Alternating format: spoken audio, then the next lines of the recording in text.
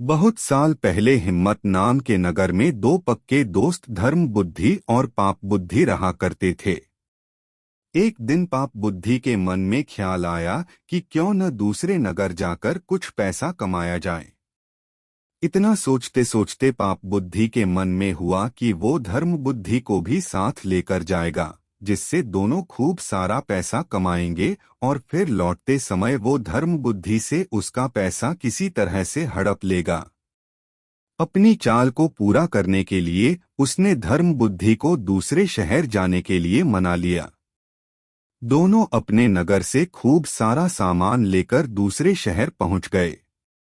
कुछ महीनों तक वहीं रहकर धर्म बुद्धि और पाप बुद्धि ने सामान को काफी अच्छी कीमत में बेचा। जब दोनों ने अच्छी खासी रकम इकट्ठा कर ली तो दोनों एक दिन अपने नगर की ओर लौटने लगे।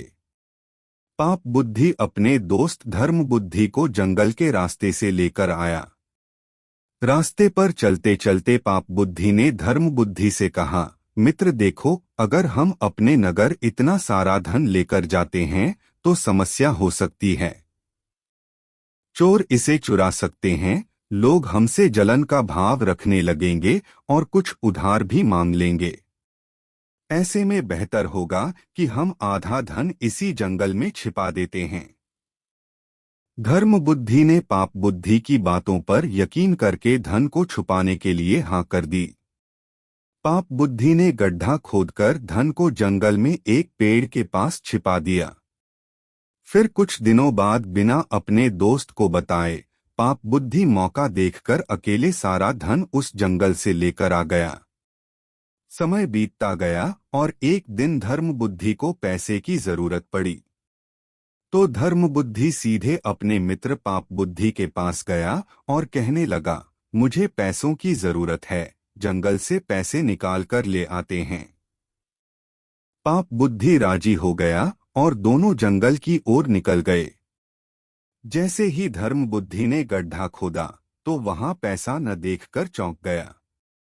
इतने में ही पाप बुद्धि ने शोर मचाना शुरू कर दिया और धर्म बुद्धि पर चोरी का आरोप लगाया।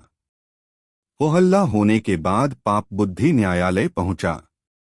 न्यायाधीश ने सारा मामला सुना तो सच्चाई का पता लगाने के लिए अपनी दिव्य शक्ति से परीक्षा लेने का निर्णय लिया।